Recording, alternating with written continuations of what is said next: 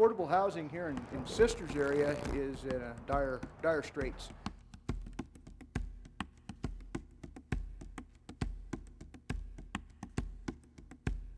We knew we just couldn't afford anything here.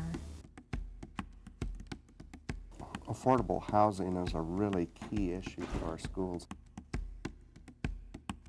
When they closed the Pines, there was about 25 to 27 families rushing to look for a home. I sleep right here on the couch, and I just turn the chair around like how you are and put it right here. You see families that work in Sisters, even long time, that either commute from Bend or Redmond. The only buildings that have been built are your higher end homes, the ones that where people want to be on a ½ acre to 1 acre lot size. Nothing. Very bad. You have to have something that's so good that they can't say no. That's the 19 acres where I'd like to have the retirement home. I think it's a misconception that many people feel that they can stop growth. It's going to happen whether you acknowledge that it's going to happen or not. So once we get past the notion that we can lock the doors on this town, I think we've got to join together as a community and decide, what is best for our community. And working together, everyone profits. The communities come together and we've created Sisters Area Affordable Housing Solutions, referred to as SAS. And our objective is to build affordable housing in the community that totally integrates to the community, doesn't separate itself from it, but becomes a part of it. Not a discrimination, but a part of the community. I see SAS and Habitat as being the same. We're both working towards promoting affordable housing in Sisters. If we had free property, we could build 5, 6 houses a year. We could house 5 or 6 families a year. If we have to buy property at $40,000, maybe we'll build 2 or 3. We want to create a land bank, and so the developers have to be aware of that. This is an ongoing process. We don't just give 3 acres and say, okay, we're done, we'll throw 30 units in here. That's not going to take care of the long-term needs of the community. So it's got to be some kind of an innovative process where a certain percentage of the success of the development of this community is tied back to affordable housing. I continually remind the developers as we sit around the table is it's much quicker, it expedites the process if you're viewed as a white knight coming into a community versus the devil. And so it's in their economic interest to work hard to address some of the social needs at the same time they're looking for an economic return just from an expedient standpoint. Money should be a tool and not a goal. I woke up to that fact when I was about 40 years old, and said from there on, I want a pleasant living and I want to share with people.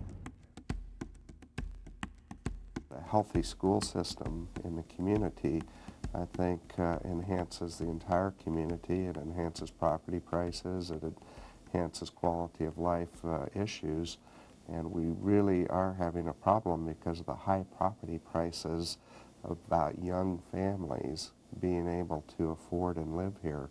And that has a very negative impact on our schools ultimately because, again, the elementary population, as it declines, we start to lose the quality of the school, the fabric of it, with programs and quality staff members. An affordable housing base here will keep a stable school system and, in the long term, help add to the quality of the community in general. Kids of families that live in decent affordable housing do better in school. Their attendance improves, their grades improve, families have less arguments and tend to stay together longer. There's a lot of generous people in this community, a lot of generous people. I mean, we are very grateful to this day for what the assistance we received, just the opportunity to live in a Habitat for Humanity home. We've got a great fabric to this community. The school district and the town council and the community action planning team and SOAR all work together cooperatively in the name of our children, in the name of our elderly. We've got a lot of positive things going on here. From a development point of view, I think the best we can do for our citizens is to create a positive environment, a positive place for our kids to grow up. And I think the way you do that is you control development in a way that it's aesthetically pleasing and that it pays its due to affordable housing so that you get balance in a community. You don't lock the door on the community, but you bring in community balance. Rule 1, okay? Never put a lot of affordable housing in one place. I like the ratio of 1 to 10 at the most. And that's what you see here. This is in Annapolis, Maryland, and here you see two 12-foot townhouses, quite affordable, next to quite large mansions. If you were to see this, this is a very big house, and this is not such a big house, but this is a very big one, and a very expensive one. And you can see very well that the ratio of 1 to 10 would give you 2 of these surrounded by 18 of these. And you can see how that ratio really can't harm you because it's not overwhelming in any way. And the second thing, which is extremely important, is affordable housing must look exactly like middle-class housing. Do not experiment on the poor. That is a bad habit architects have. Now, the test of affordable housing, if you've done it right, is it won't remain affordable. People will bid it up because it's so great. And there's nothing dishonorable about that, because when those people sell their house, they will in fact have entered the housing market. They'll buy another one. And they've entered. You've had a success. A family has now entered that cycle of house ownership. We've got 2 components to the affordable housing model. One is the cooperation of the developer. And what we need from the developer is the opportunity to have 1 in 11 houses built. They build 10 on a standard basis and offer 1 to the affordable housing buyer. It sounds a little bit scary, but it's not, because there's no real estate commissions involved, but perhaps the discount is 20% below market value, which would immediately qualify the affordable housing buyer. Second, we get the cooperation from a lending institution. And for perpetuity, they would manage this project, but any affordable housing buyer would immediately qualify. What happens to that affordable housing buyer is that over time they build equity in the property. If in the 7th year they choose to sell the house, they are on a shared equity basis with the bank.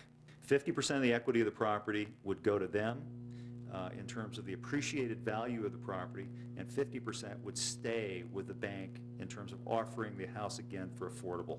The simple mathematics of that might be $100,000 house now worth $150,000. The initial affordable buyer takes $25,000 in appreciation plus whatever equity they have in the house and becomes a standard buyer. Then the house is discounted by 25% to a future affordable housing buyer. So now they're buying the house for $125,000, and the beat goes on.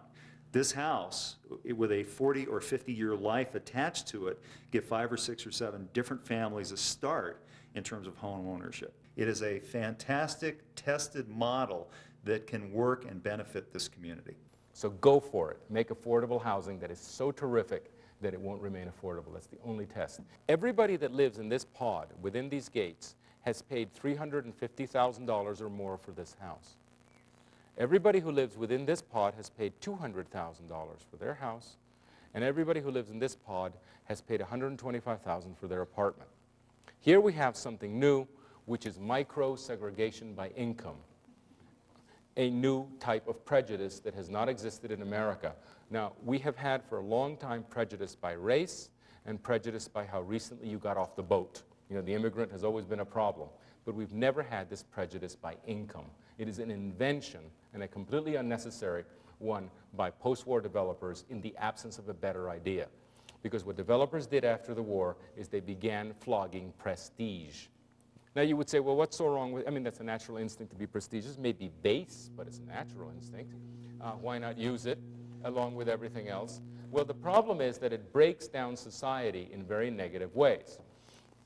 And you can actually see the evidence if you know anything about this kind of place. If you take this empty lot in the corner and you propose to build that house on it, a $200,000 house, this homeowners association would get together in panic and begin fighting you and probably end up suing you because it would be thought that your house would lower their real estate value.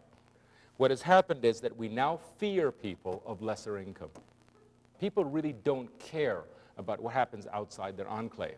And the way this is shown is that whenever you ask them to pay 1/4 cent additional tax for something that may be of great, they say, absolutely not. We can't afford 1/4 cent more, not one more thing. And yet, these are the very same people who every month pay $500 and $1,000 in private taxation to their homeowners associations. As long as it is within their enclave, fine. You know, a completely unreasonable amount is easily paid. Outside that, that's another world. They're hardly even Americans out there. You know, we care not for the public realm. It has broken down the public realm very badly, and it is especially states like California and Florida, in which so many of the wealthy live in these enclaves, that they so easily pass these ridiculous laws, you know, that destroy the education system. Here you see a little piece of Georgetown in Washington, and here you see on both sides of a street apartments facing apartments, which is to say relatively affordable housing. And then over here, you see townhouses facing townhouses, you know, relatively more expensive. And over here, lo and behold, mansions facing mansions. Very, very expensive housing, millions of dollars, right? Everybody's quite happy to know that they live among people that are like themselves, but lo and behold, they're sharing the same piece of real estate, you see? The equivalent of one pod in just geographic size contains the entire range, from the school teacher or the nanny to the chief executive. Although our economic system is the strongest in the world, a fundamental change in our perception towards the way we do business would not only assure lasting economic success, but can offer new possibilities in solving many of our social problems. There's a poison pill in capitalism, and the poison pill is the lack of a moral framework. If we can't put a moral framework in, capitalism will destroy itself. We have seen communism destroy itself. Capitalism's on the same course. So what we need to do is say, it's not capitalism, it's capitalism without a moral framework. So tithing is an example of compassionate capitalism. And what tithing says is, make a profit, but return part of it to the community. Use that to help people that are in the have-not category, work with them, move them to the have category. I sometimes say it this way, good business is spiritual, and spirituality is good business. And what I want to do is see the redemptive power of capitalism, which I call compassionate capitalism. At 93, I've had a lot of experience, and I've learned that the things that you can share are the things that you really keep.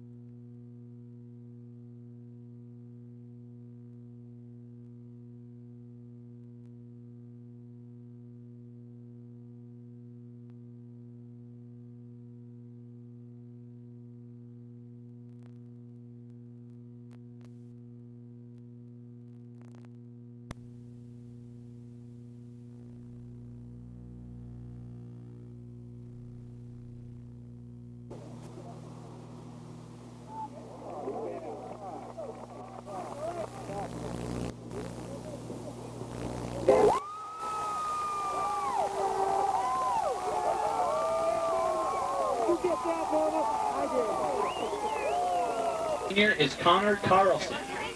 His parents are Nancy and Tom Carlson.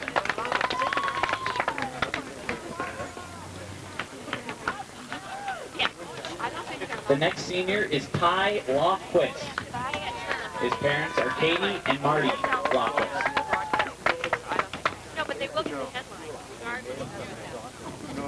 The next senior is Kevin Redwine. His parents are Debbie and David Redwine.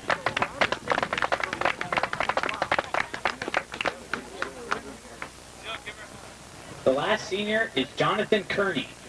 His parents are Kim and Dan Kearney.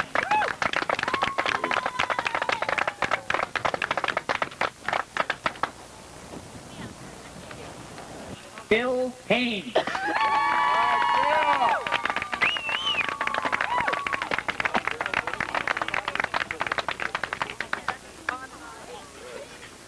Please rise for the singing of our national anthem by Katie Sheldon.